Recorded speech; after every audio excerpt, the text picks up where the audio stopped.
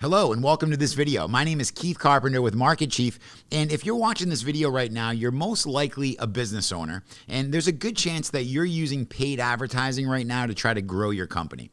Let me ask you a question. Are you struggling with your paid advertising campaigns a bit? Are you unsure what type of return your advertising is bringing?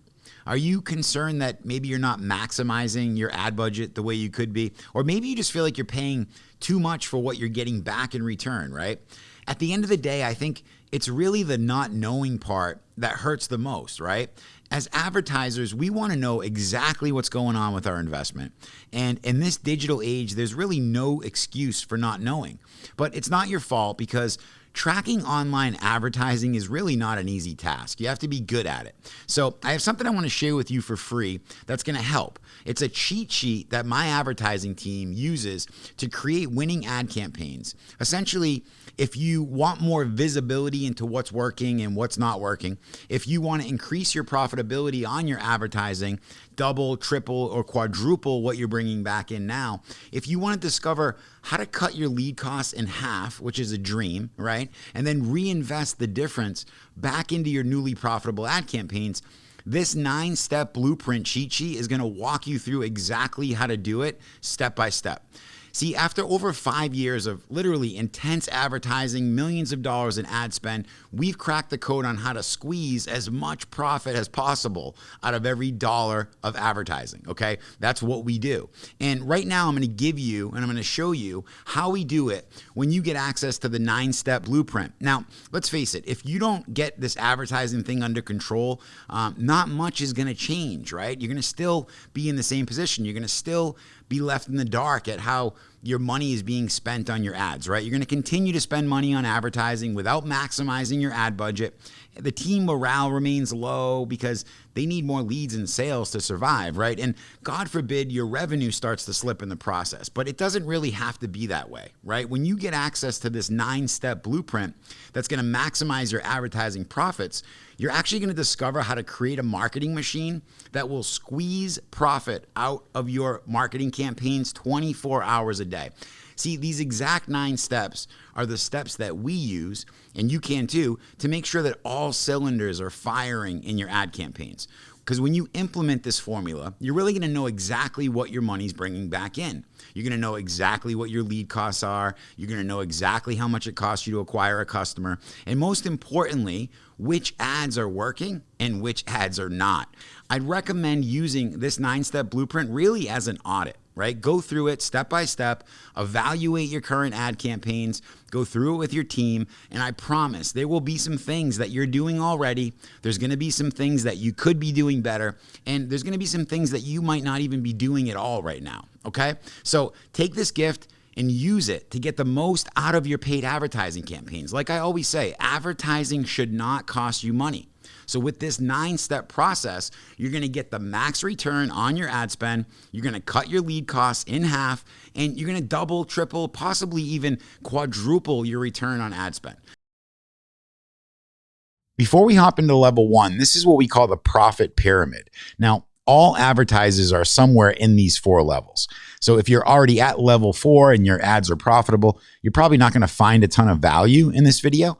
But if you're not running ads yet, or you're losing money, or you're breaking even, then the M9 marketing machine can really turn things around for you. Okay, so level 1, this is your offer, okay? This is what you're selling and why your prospect would actually want to buy it. Now, the first step is the avatar, okay? Keep in mind that each of these 9 steps is a conversion increaser. So the better you do at each of these 9 steps, the more conversion, revenue, and profit you're going to generate. The avatar is the most overlooked step in marketing and advertising, period. In fact, we could sit here and discuss the topic of buyer personas and avatars for hours. There's a reason it's the first step, but it's definitely not the sexiest. And because of that, many business owners will skip it and they'll move into writing their message or building landing pages or something that's more fun. But as an M9 marketer, we don't do that. We invest the time up front to truly understand who it is that we're selling to.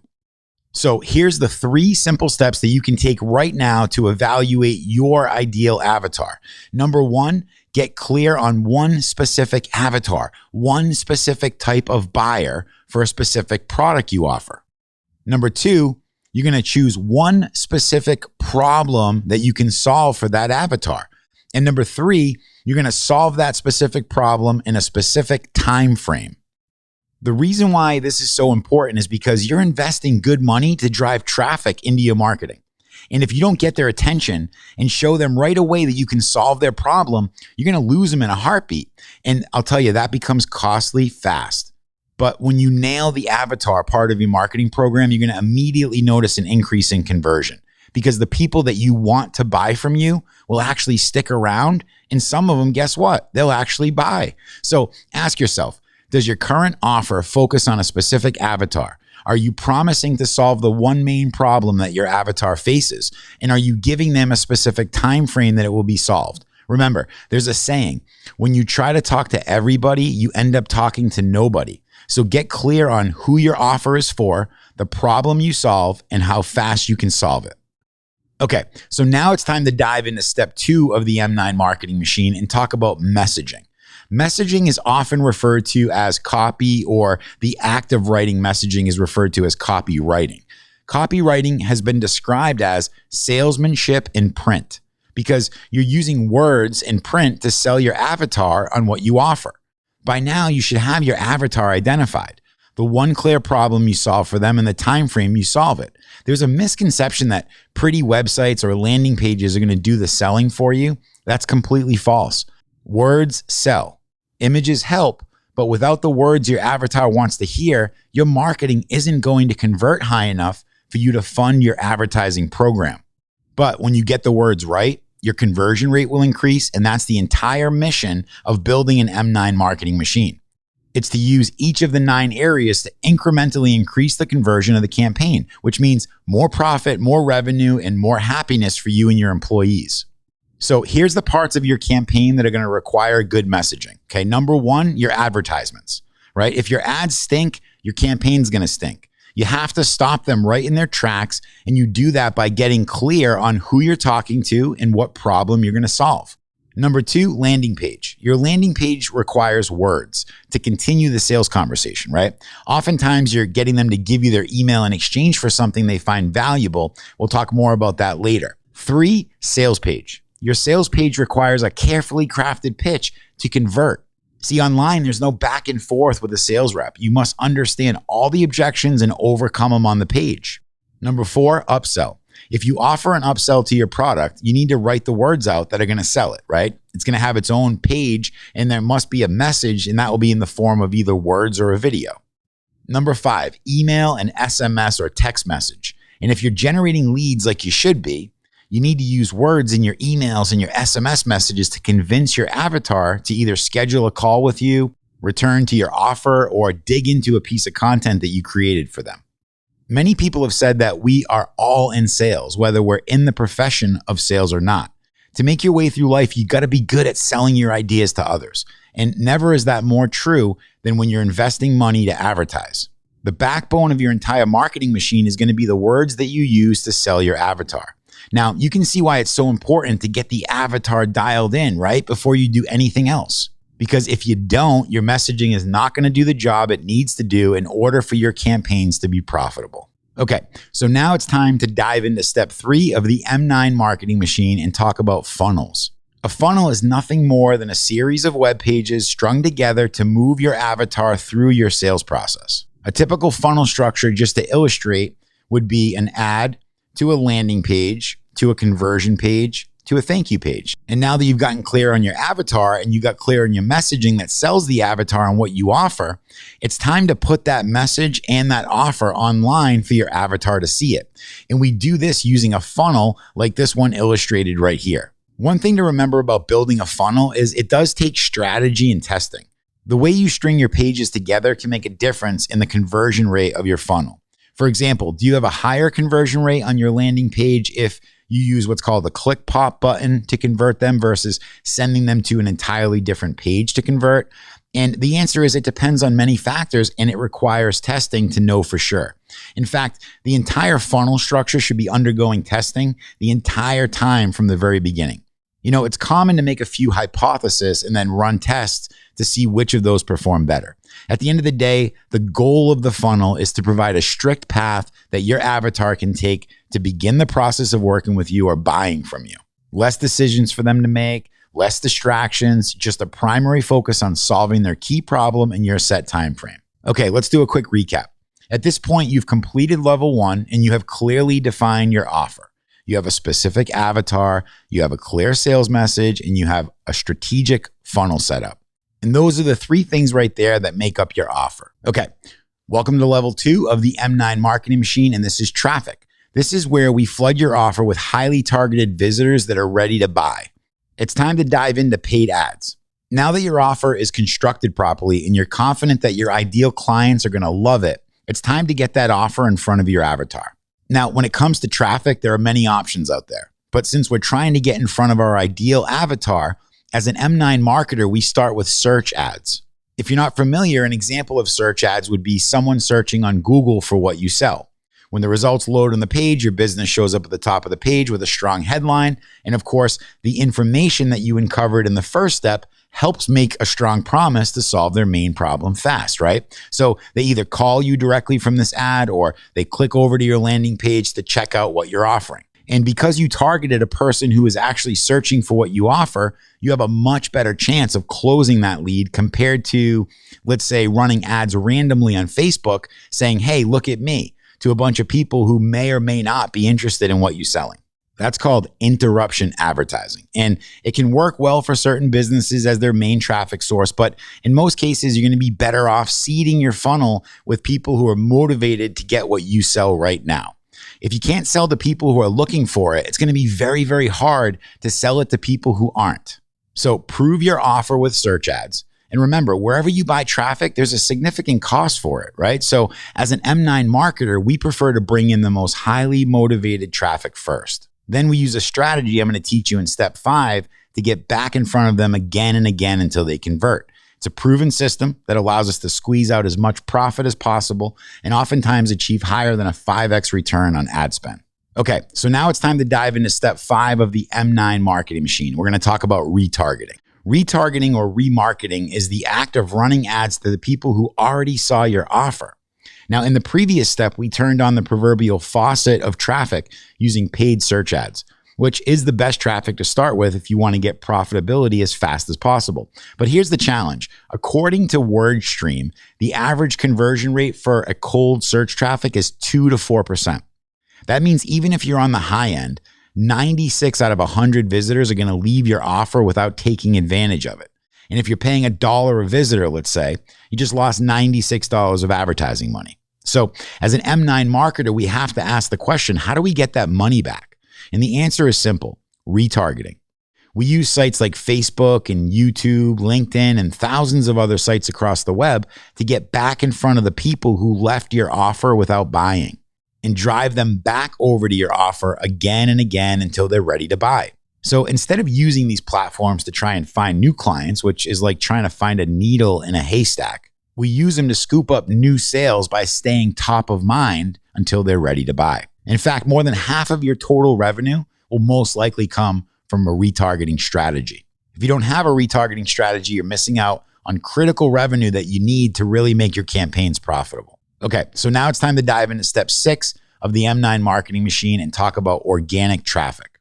Organic traffic is often thought of as organic search engine traffic that you don't have to pay for. Well, first of all, that's a myth. In order to really put your business in a position to show up at the top of search engines without ads, it's a lot of work. It takes time, it takes effort, money, and much more to get there. So it's not really free. In fact, it's worse than that. It actually tricks people into thinking that they can wait it out and eventually the traffic's going to come rolling through, only to be left disappointed when that never happens. So in this step, I'm not suggesting that you hire an expensive SEO company to try to get you to the top of Google organically. As an M9 marketer, organic traffic is your existing leads and customers.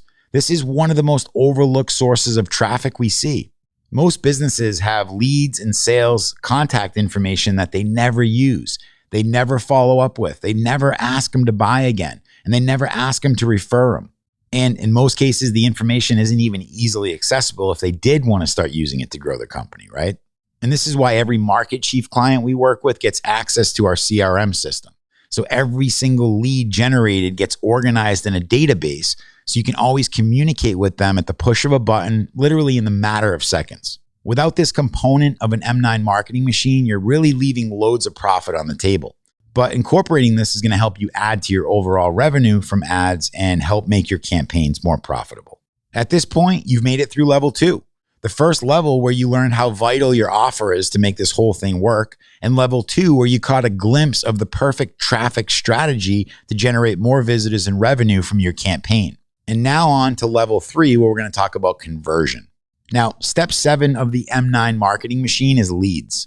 Leads are literally the backbone of a marketing and advertising campaign because it's where you build your biggest asset, your personal email and SMS list. And when you have a relationship with your list, you can drive traffic to your offers anytime you want without having to pay Facebook or Google. And I know that just put a smile on your face. So how do we generate leads? Well, we use something called lead magnets. Just as the name implies, it's intended to draw your avatar into your world like a magnet would. You provide some sort of value in advance in exchange for their contact information, and then you can continue building that relationship for years to come. Just like every other step along this journey, we could sit and talk about lead magnets and building your email list for hours, maybe even days. Instead, let me tell you what makes up a good lead magnet. Number 1, it solves one small problem. That's it, one small problem. It should be on topic of what you sell. It should be easy to consume. So it's not a long book or a big, long study. It's usually quick and easy to consume. It should be incomplete, meaning it gives them help, but they still need you. And then 5, it should have a next step or a call to action. An old mentor of mine once said many times, the best way to prove you can help someone is by actually helping them. That was Frank Kern, and he's 100% correct. Identify a small problem your market has on the way to buying your product, solve it for them in exchange for their contact information, and then make them an offer to become your customer. Okay, so now it's time to dive into step 8 of the M9 marketing machine and talk about follow-up. I'm sure it's obvious that just getting someone to give you their email isn't enough to create a lasting relationship. That's going to take consistent follow-up using email and SMS marketing. Now, for this case, we're going to talk about 2 types of follow-up that are critical. Number 1, appointment reminders, and number 2, lead generation follow-up. So first, when someone schedules an appointment with you, there needs to be an adequate email and SMS follow-up campaign that runs automatically leading up to the event. This is going to increase your appointment show-up rates and generate more revenue for your business. Number 2, when someone opts in for your lead magnet, you need a solid automated follow-up campaign that continues to communicate with your lead until they're ready to take action on your offer. This is one of the most overlooked aspects of marketing because people feel like it's tough work, and it is. But that's why you have someone qualified do it for you, and it becomes a heck of a lot easier. Okay, so now it's time to dive into the 9th and final step of the M9 marketing machine, and that's tracking. It goes without saying that the lack of tracking is the biggest reason why an advertising campaign never becomes successful. We see it every single day. People either don't know how to properly set up the tracking, which is understandable because it is super techy, or their agency hasn't set it up properly and it's leaving them in the dark. Think about it. What gets measured gets managed, according to Peter Drucker, one of the great business minds. If you don't measure something, how in the world can you possibly manage it? But when the proper tracking's in place, you can see exactly what's working and what's not. You can make adjustments to the campaign to increase the revenue and your profit.